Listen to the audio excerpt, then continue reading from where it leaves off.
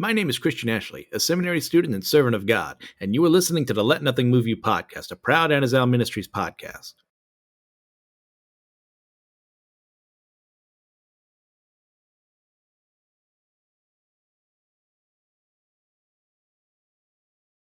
Welcome back to the Let Nothing Move You podcast. I'm your host, Christian Ashley, and I am here today as we continue on through the book of Genesis, going to be covering 33 through 34.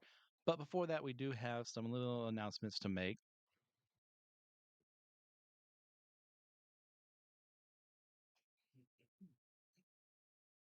Next week, for sure this time, uh, we will have a guest on the show. And how do I know that for sure this time? Well, it's because we recorded it yesterday. So I'm out of sequence. We recorded Genesis 35 and 36. And I should probably say who it is. Joshua Knoll, my good friend, he and I were discussing those two chapters, and it was a very fun time. I think you guys are really going to enjoy it, especially since Joshua and I don't always agree on certain aspects of Scripture. So I think a little the playful fighting back and forth. I only called him a heretic, 10 times. That's friendly conversation, right? But I look forward to that. And one of the reasons I did record that as early as I did was because that week I will be heading into when I normally would record. I'll be going to Chicago to go see my brother, sister-in-law, and niece with my family, and then I'll be going back home after that. So it just made things a little nicer not to have to worry about when would I record and all that madness. In addition to taking classes, so that's that. Without any further ado, we're going to get into Genesis 33 and 34.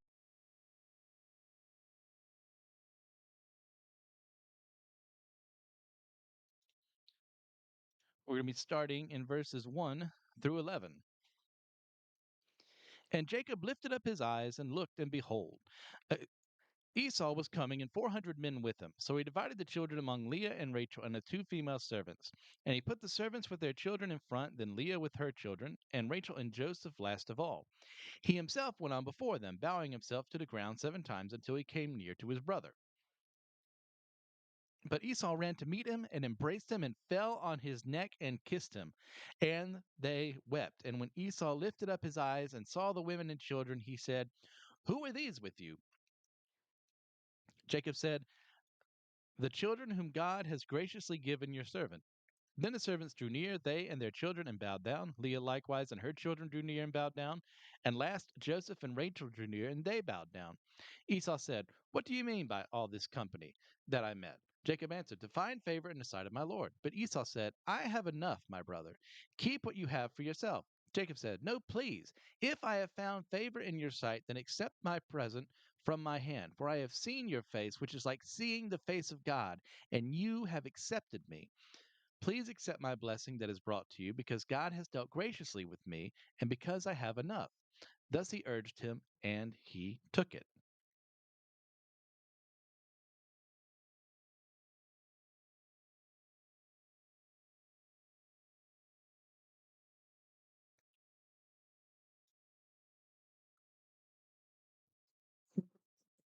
Is the thing, even in the midst of possible annihilation, it's just one of those things that really irks me about Jacob. He still can't help himself from favoring Rachel over Leah and his concubines. It's a smaller thing in the narrative, for him to make sure that they're last, just in case Esau starts slaughtering some people, they can flee first before, his other wives and children. But it's still extremely noticeable and petty, and it's something that's really going to define his relationship with everyone in his family in the years to come. And once again, like I can't blame him to a certain extent, being in a situation that he did not ask for. He did not ask to have, both sisters as wives and then their concubines as wives. But there's something to be said about how he handled that after the fact that we kind of go, okay, buddy, you need to be a little better in how you handle these scenarios. But on to the actual reunion. After 20 years of buildup, Jacob and Esau finally meet each other in person. Jacob makes the opening move and bows down before his older brother, the way things should have been. were this not God's plan for things to change. Esau, however, runs to his younger brother and shows him immense love and respect far beyond what Jacob was imagining. Esau's love here is open, honest, and made without fear of being seen as weak for crying at the reunion. That is something he's been building up in his head this whole time. What if Jacob, we can't be friends again? What if we can't be brothers again? We've seen Jacob's side of the equation, but Esau has been going through similar things on his own time. And he is not afraid to cry. Now that he has been reunited with his brother, who, by the standards of the world, they should have just given up on one another and, gone no contact, I think is the term people use right now, and then just lived his life. But that's not what we're called to do. Yeah, Esau's not a perfect man. Jacob's not a perfect man. But they still sought reconciliation at the end of the day. And look, there are many flaws in Esau's character overall in his life, but here we should celebrate with him as he has taken the time to not only forgive his brother, but to desire a new relationship with him to help mend the past evils both committed against the other. There is no one in this situation who is blameless. But for Esau, God has done a mighty work within his heart and the long separation from his brother that we should praise. That's the thing with, once again, with people. You got to praise the good, curse the evil. Here I am praising the good. And Esau is proving that there is good in his heart here, that he has not given up or allowed that anger to continue to just mire in his heart and build up over time to where he despises his brother. Like, no, he's understanding now. He's able to look at his brother and say, I love you despite what you've done against me. Now, Jacob's initial response to Esau's questions about the gifts is a good thing. God has blessed Jacob, but he has done so because of the blessing that Jacob stole, once again, stole from Esau. Thus, Jacob seeks to mend the past with gifts given to him by God that rightly should have been Esau's as the older brother. Now, to his credit, Esau rejects them at first, but Jacob is able to win him over, further tightening their bonds. There's some world out there where he says no and things are still fine.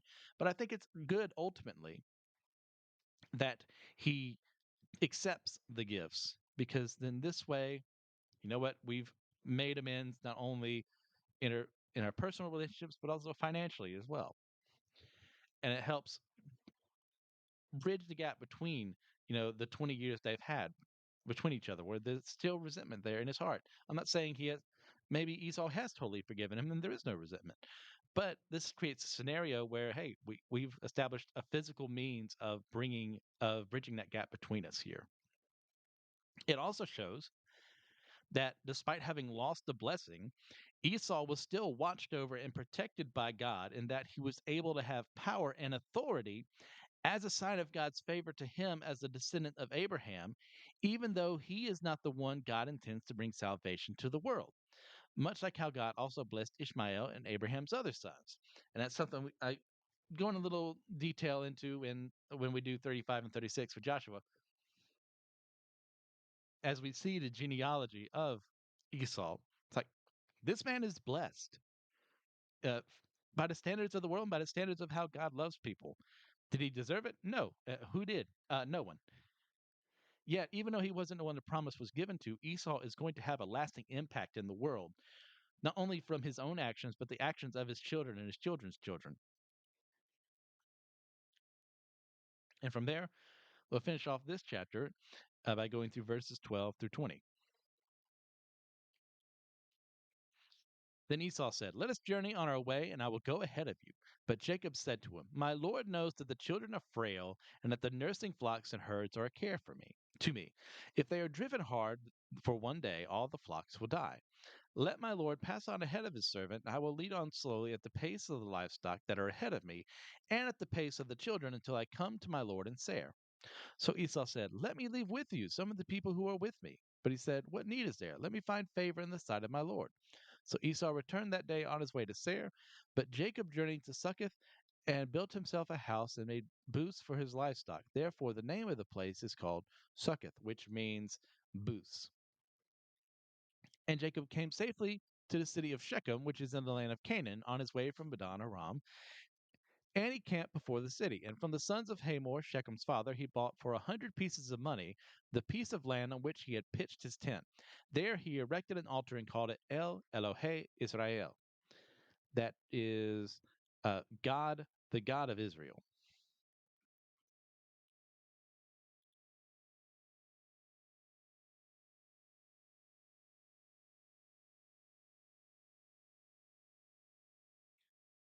So if you're like me and you're reading this narrative and we've had this very beautiful moment where, two brothers have reconciled, and then we kind of end up here, you're kind of scratching your head. Well, you're in good company. Because I'll be honest, I think Jacob's decision making is kind of puzzling here. Despite having been treated well by Esau in their initial encounter, Jacob seems to still be wary of him, and he, true to his name, tricks Esau once more into believing that they will meet up soon, but only after Jacob spends time slowly traveling on account of the health of his children and his flocks. Now, that very well may have been true, that the flocks had been, driven for so long they needed the time to rest, and the kids, some of those kids are really young. They're going to need to like stay behind. They're not used to traveling such long distances all the time. But I think he's using them as an excuse because perhaps there is still some part of Jacob that imagines Esau is feigning joy and secretly desires to murder him as before under the guise of being peaceful. Now, regardless, this is a very poor choice and one that may have had repercussions for their newfound brotherhood. However, scripture is very silent on the matter, so all we can do is speculate. It's very disingenuous in my eyes for him to come there, offer the gift, say he's going to go that way, and then do the exact opposite and just settle somewhere else, which, by the way, is not where he's supposed to be settling. He's supposed to be near Bethel, which, is where he made contact with God all that time ago. So he's making things worse for himself. And we'll get into that into chapter 34, too. That why are you doing this to your brother? And I think that this is once again speculation on my part. So I did have some pastors in the past, which what they would do is they would kind of like step away from the Bible while they were saying like this. So imagine I am stepping to the right of the Bible and saying, I think it's Jacob being too, what's the word I'm looking for here? Not unbelieving, uh, not scared, overly cautious is still probably too gentle a word, but in his mind, is probably thinking maybe Esau's just pretending to be like this. He didn't want to kill me in front of my family, and he's going to do it later on and then take him for his own, which shows fear, which shows his unwillingness to believe in the promises of God, because God has promised to deliver him here, promised to make him a mighty nation, have many descendants, but he allowed that fear to take control of him, and he lies to his brother essentially as a result of that. And as we'll see in chapter 35, Esau and Jacob do come back together at least one more time to bury their father. But other than that, we really don't see them interact with one another.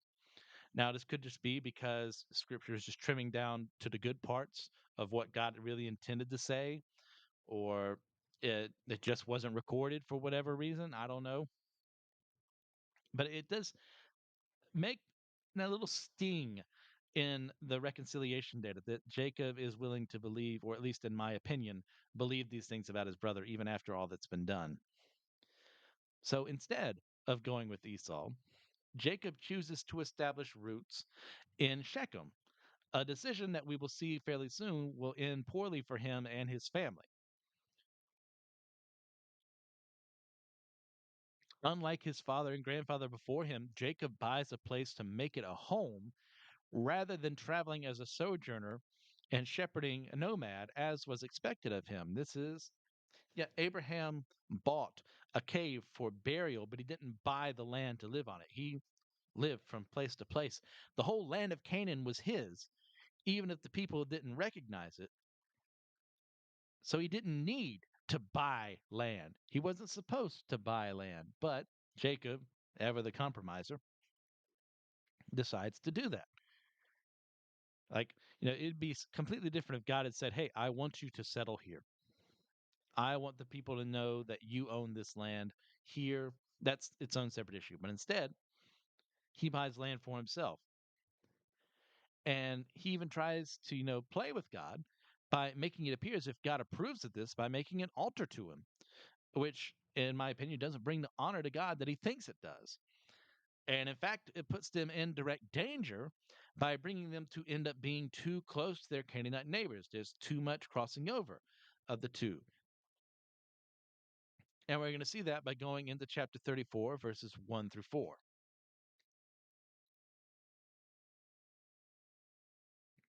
Now, Dinah, the daughter of Leah, whom she had borne to Jacob, went out to see the women of the land.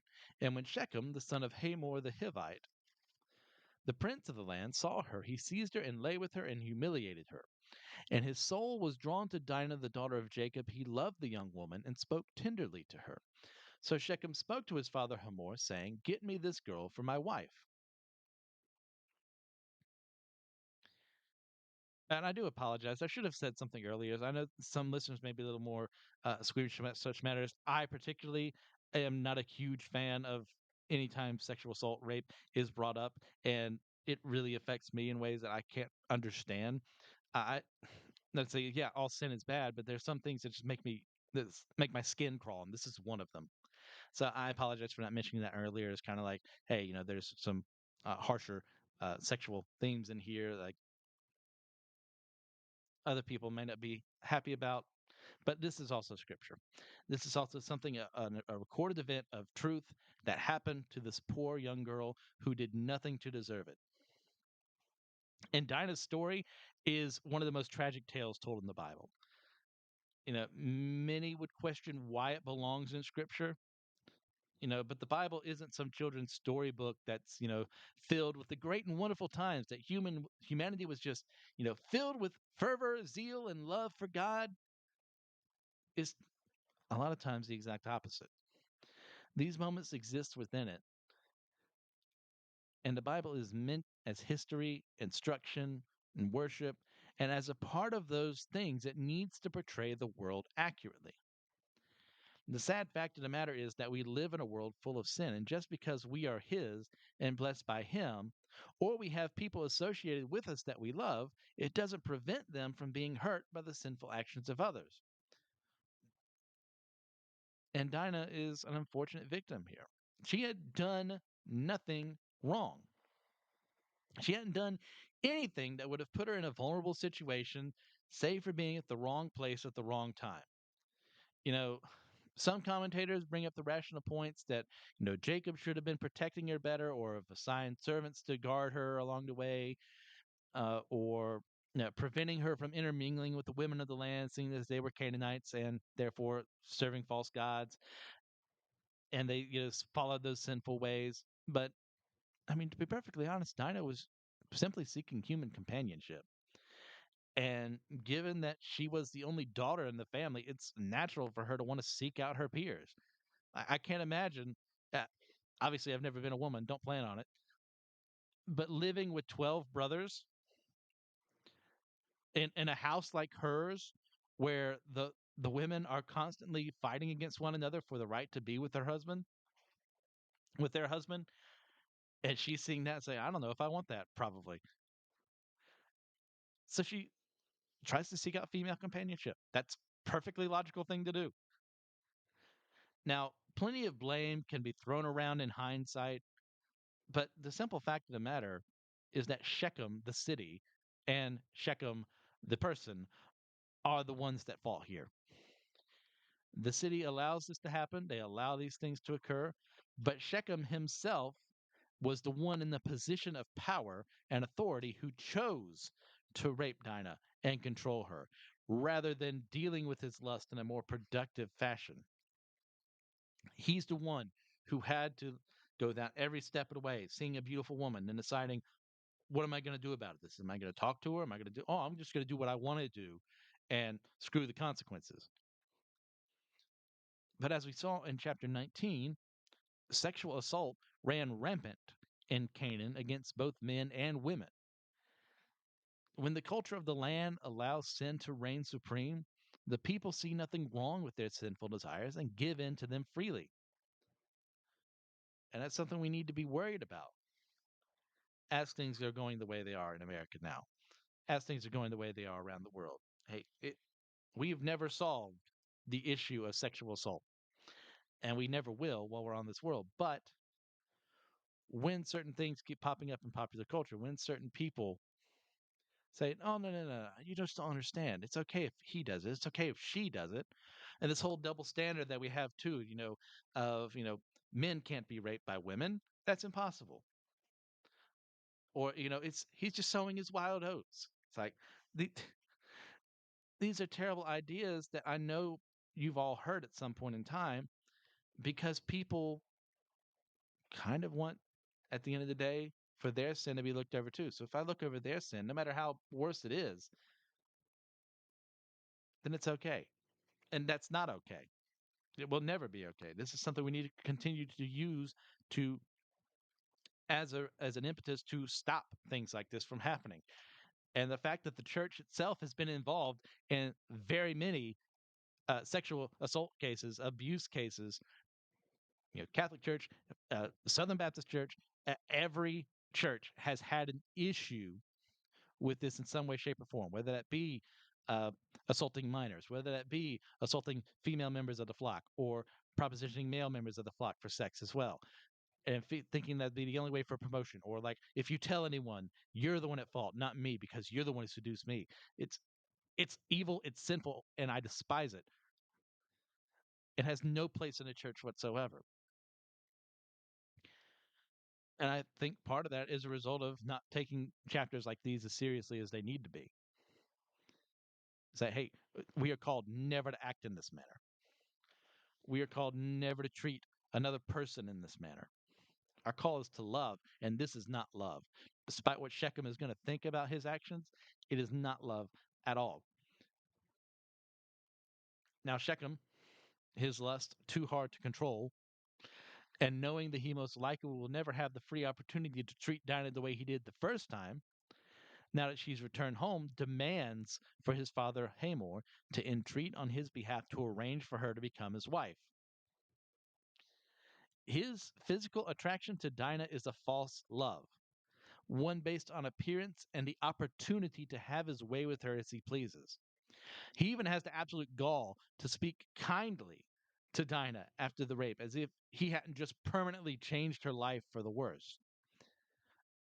There are plenty of rapists and sexual abusers out there who will act like this as a means of control and are opportunists by nature. I can't remember. I looked this up a couple of years ago. It's like most rapes, most sexual assaults um, are not driven by physical attraction more often than they are by opportunity.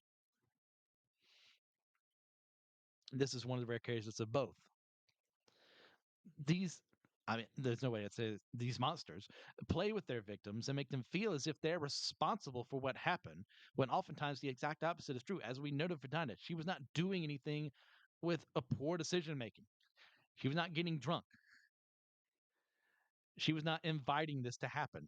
Nothing about her character and demeanor said, I deserve this to happen. And guess what? No one deserves this to happen to them. And unfortunately, there's members of the church who would say, "Oh, well, she was just inviting it. She was just wearing this low-cut dress, and we could see everything." Or, she was wearing this gaudy makeup, and that evil needs to die in the church. Yes, there is something to be said about how we present ourselves physically to the world. Yeah, I get that, but not to the extent of, "Oh, well, she was just asking for it. He was just asking for it." By the way they were acting, by the way they were saying these things. No, never, never. That is not how we treat people who have suffered as immensely as this. And on the other side, the people who shouldn't be doing this anyways, their sociopathic behavior is unbecoming of any man or woman of God. And once again, the fact that this has happened multiple times over in the history of the church in every single denomination is appalling. We need to be vigilant to protect those at risk in our churches and those under our care and remove this cancer from our midst. And I call it cancer because that's exactly what it is. It is something infecting the body of the church that needs to be cut out, needs to be eradicated because it has no place in there. That's why I'm very grateful all the churches that I've worked with in the children's ministry have had background checks. Are they flawless systems? No. But at least you have an opportunity there if someone were to boldly come into a church and they're on some sex offender list and they try to go in there and you just let them in, well, no wonder they're going to give in to their passions because you weren't protecting the kids. You weren't protecting the people under your charge. And I'm not saying if your church doesn't have one, if they don't care about the children, I'm saying it's a lot better. It's a lot easier to take care of those children, of those young adults, if there is someone around you who is keeping track of these things and you're able to access these records, which I don't pretend to understand how it works, but I'm very grateful to have worked under systems where it is, where they do background checks, where they make sure the people working there are there of honest effort to look after the people God has told them to watch over. And even then, that doesn't fully protect them. You've got to start somewhere with these evils. And there's someone who may have never had a red flag before in their life, who has never committed a crime, and they do that. So I'm not saying that background checks are some perfect system, but they certainly help. And that's why we need to be vigilant with each other to make sure if you have a question about how someone is acting, don't pretend you didn't see it. Don't be gossipy about it. Don't be throwing wild accusations around, but be smart about it. Be shrewd about it. Because that's something we can't afford to happen. The church already has a bad enough image as it is in the world without us making it worse. I'll move from there to verses 5 through 12. Now Jacob heard that he had defiled his daughter Dinah, but his sons were with his livestock in the field, so Jacob held his peace until they came. And Hamor, the father of Shechem, went out to Jacob to speak with him. The sons of Jacob had come in from the field as soon as they had heard of it. And the men were indignant and very angry because he had done an outrageous thing in Israel by lying with Jacob's daughter. For such a thing must not be done. But Hamor spoke with him, saying, The soul of my son Shechem longs for your daughter. Please give her to him to be his wife. Make marriages with us. Give your daughters to us and take our daughters for yourselves. You shall dwell with us, and the land shall be open to you. Dwell and trade in it, and get property in it. Shechem also said to her father and to her brothers, Let me find favor in your eyes, and whatever you say to me, I will give. Ask me for as great a bride price and gift as you will, and I will give whatever you say to me. Only give me the young woman to be my wife. Naturally so. Hearing the news of his daughter's assault breaks Jacob. But even in the midst of despair, he doesn't allow his reason to be stolen from him by anger, however righteous it may be. If your hearts are indignant right now that this happened, you're in good company. But there's a way to channel that anger properly. Now, he has been placed in an impossible situation, one in which he realizes he is partially to blame for, and that he remained around the sinful Canaanites for too long by having a home there. But even in the turbulent country that he lived in, he was still obligated to receive restitution for the crime, showing that despite their culture, the Canaanites had a paradoxical association with the sin and recognized that it was evil. But Jacob also knows that if he asks too much, he can offend his neighbors and bring further woe upon them. He has many children and servants, but not enough for a fighting force capable of defeating an entire city in a full out, drawn out battle. He is careful in this chapter, but his carefulness also riles up his sons who see it as fear and timidity. And part of that is true. His inability to talk while his sons will negotiate later on here for what's happening here is going to be a sign of just a revelation of how much he has failed them and Dinah, as he should have been firmer and displayed control over his sons, yet he allows them to speak for him and for her, bringing about a situation where Dinah would be handed over to Shechem rather than protected at home from further abuse. Now, conversely, his sons are going to allow their anger to control them. They are right to be angry at such a heinous sin done against their sister, but their anger clouds their judgment and leads to death and devastation beyond what they were called to do. And we'll get to what happens in a little bit. Now, one day, God will give their descendants the order to annihilate the Canaanites for multiple sins like what we've just seen right now. But it was not then, and they were completely in the wrong to act the way they do here. That is why we can call this out, but not call out the destruction of the Canaanites later on in Joshua and Judges. Now, Hamor, also stuck in an impossible situation by the actions of his son. We don't know much about him, whether he encouraged this behavior in his son or if he was appalled by it. It seems like he is appalled to an extent, but he's not fully there because of his cultural context. He thinks, "Oh, no, that son of mine." He kind of treats it a little not as we would. And once again, cultural differences be a thing. Chronological snobbery. Try not to engage in that.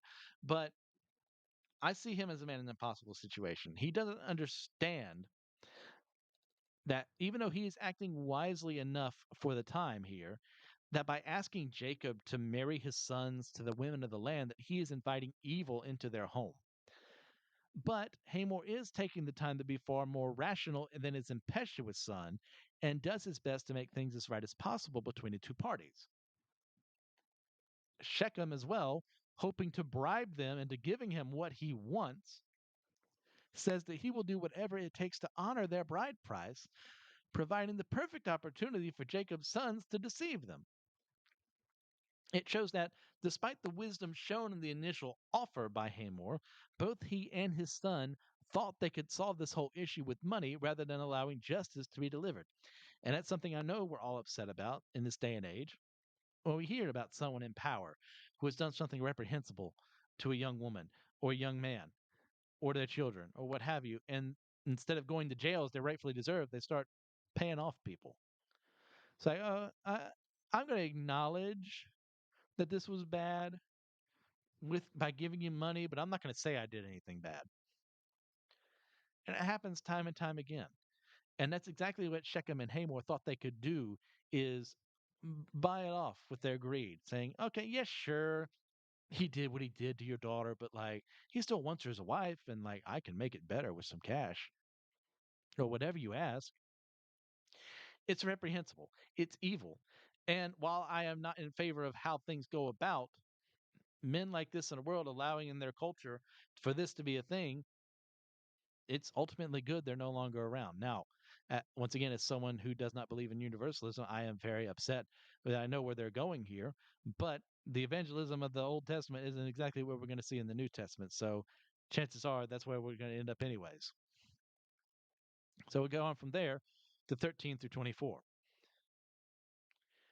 The sons of Jacob answered Shechem and his father Hamor deceitfully, because he had defiled their sister Dinah. They said to them, "We cannot do this thing to give our sister to one who is uncircumcised, for that would be a disgrace to us. Only on this condition will we agree with you, that you will become as we are by every male among you circumcised. Then we will give our daughters to you, and we will take your daughters to ourselves, and we will dwell with you and become one people. But if you will not listen to us and be circumcised, then we will take our daughter, and we will be gone." Their words pleased Hamor and Hamor's son Shechem, and the young man did not delay to do the thing, because he was delighted in Jacob's daughter. Now he was the most honored in all of his father's house. So Hamor and his son Shechem came to the gate of their city and spoke to the men in the city, saying, "These men are at peace with us. Let them dwell in the land and trade in it. For behold, the land is large enough for them. Let us take their daughters as wives, and let us give them our daughters. Only on this condition will the men agree to dwell with us to become one people, when every male among us is circumcised as they are circumcised. Will not their livestock, their property, and all their beasts be ours? Only let us agree with them, and they will dwell with us." And all who went out of the gate of the city listened to Hamor and his son Shechem, and every male was circumcised, all who went out of the gate of his city. It is easy to understand the reasons behind the sons of Jacob deciding to treat their very trusting neighbors this way. They have learned from the machinations of their father on how to deceive people and to get their desired result from these interactions. Much like how Isaac learned to use the wife as sister ploy from Abraham, so too does this current at the time generation learn to lie as swiftly as their father.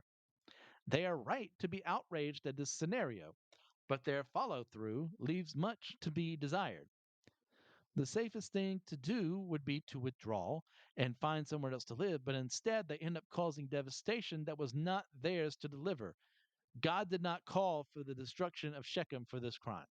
He would have been very righteous to do so, but he knew their hearts. Their hearts were in this for revenge, not for justice.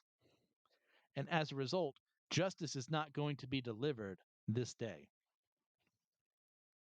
Now, uh, Hamor and Shechem are completely and utterly deceived by the idea to circumcise not only themselves, but also the entire town.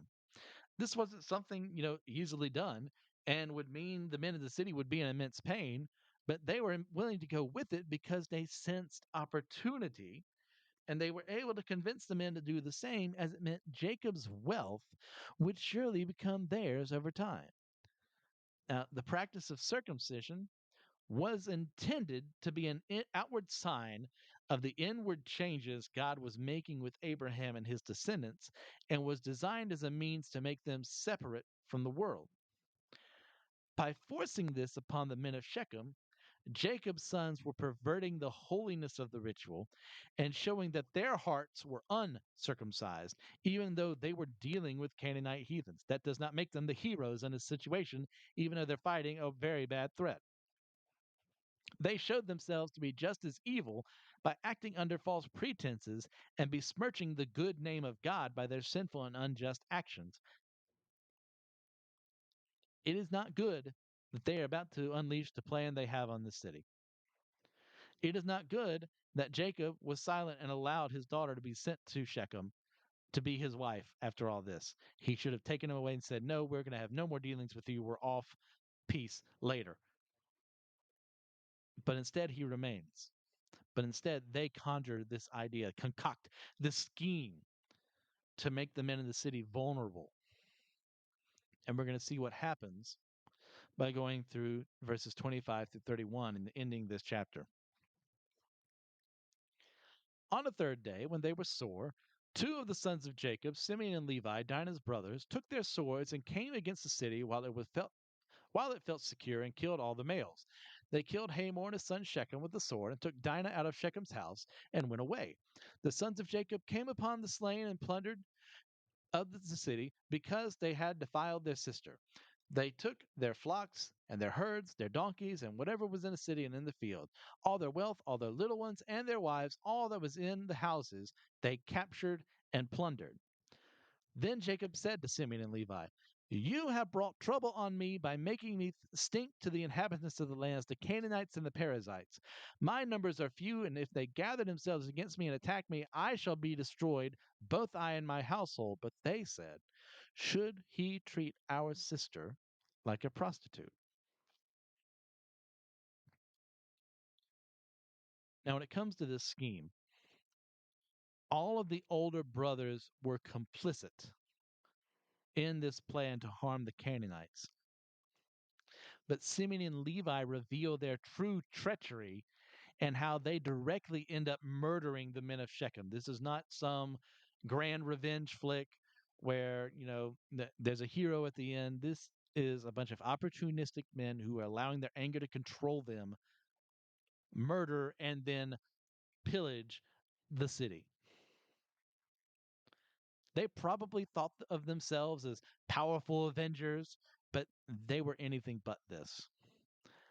Instead, they were opportunistic raiders who took advantage of the men of Shechem while they were in the throes of pain that they had forced upon them, which made them easy pickings for the slaughter.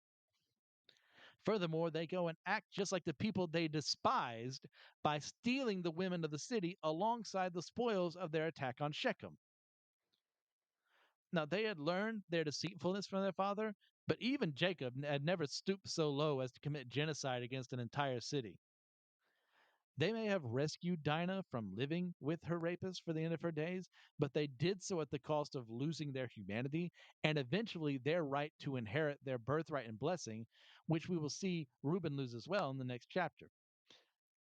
The tribe of Levi will later own no land of their own and be forced to serve all 12 tribes of Israel as priests. The tribe of Simeon will be absorbed into Judah and mentioned very rarely as a result, pretty much just becoming the tribe of Judah.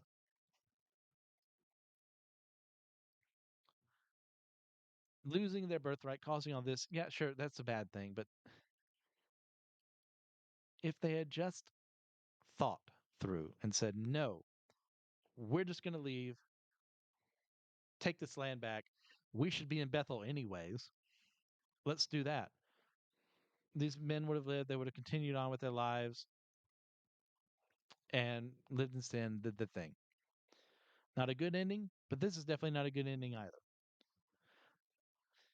And Jacob's response to this is also very telling. Rather than scathingly admonishing his sons for the great evil that they had perpetrated that day, he instead makes the situation all about himself, worrying about how their Canaanite neighbors will treat him from then on because of the actions of his sons. Instead of relying on God for answers in the midst of this terrible ordeal, Jacob allowed his sons to scheme and murder their way through the land rather than being the head of the household and taking charge as he was supposed to do by seeking out God's designs for this situation. Now, perhaps in this other world, a peaceful resolution might have occurred, but we're never going to know because none of them sought God's wisdom and instead relied on their own sinful cunning to handle the issue. And Simeon and Levi's response to their father's words are also very telling. They act as if their response to the situation is righteous simply because they are defending the honor of their sister's chastity. Now, honor killing remains rampant in certain areas of the Middle East and Southern Asia and some parts of Africa as well, but it remains as evil now as it was then. Dinah was never consulted for what she wanted in this process, and no doubt was horrified at the actions of her brothers and her father, who gave her away to her rapist for the sake of peace. She had been treated horribly, but none of that warranted their disproportionate response. And for her, she will be mentioned, like, think maybe once or twice after this, but she kind of leaves the narrative after this point. We don't know where she ends up exactly outside of eventually being in Egypt with the rest of her brothers. But this event is something that's going to be with her for the rest of her life. And it's something that, unfortunately, she just doesn't have the counseling that she would need. Maybe, I mean, if I'm writing my fan fiction here, God does come to her and comfort her as well as he can, but we're not told that. And the repercussions of what is going to happen here are going to last to this present day in certain respects. And how Israel is, as it is right now, being descendants of men like these. Not to say that that makes them murderers by proxy or anything like that. Sorry, I realized the unfortunate implications of what could have been taken from that. But because of this, Israel of the Old Testament is going to be changed because of the actions of their predecessors. Not in a sins of the father are now on the sins of the son situation, but as a result of they have lost this, therefore any of their descendants cannot have the same. And it's a very sad, a very tragic tale, one that doesn't leave a lot of hope initially. But do take heart. There is much to learn from this and how we should prevent certain things from happening in our own churches, from loving one another. In that way, we can make sure that the people under our care are taken care of and not being taken advantage of. It just requires us to be bit more vigilant, to be more loving, and it's well worth doing. And they are going to make it out of this scenario. And I can say that not only because I've read scripture, but also because we already recorded the episode on 35 and 36. So, with that, thank you guys for listening. I know not the most uplifting part at the end there, but it's also scripture. It's also a reality in our own world, something we do need to wrestle with, something we need to think about. So please just get a chance to leave a 5-star review in your podcasting platform of choice. If you're interested in my own fiction writing, you can find me at starvingwritersguild.com or on Amazon by searching for the name MC Ashley. If you're interested in some further solid studies into the Bible and its teachings, then check out the other members of the Anazal Ministries podcasting network. You can contact me at letnothingmoviepodcast@gmail.com. I'd like to extend a special thank you to Joshua Knoll for the editing that he does and for the music he adds to the podcast. And with all that in mind, God bless you in accordance to his will and not mine. And allow me one more time to remind you, let nothing move you. Hey guys, are you interested in podcasting but don't know where to go? Well, check out Zencaster.com and go ahead and make an account there and use special promo code Let Nothing Move You, all caps.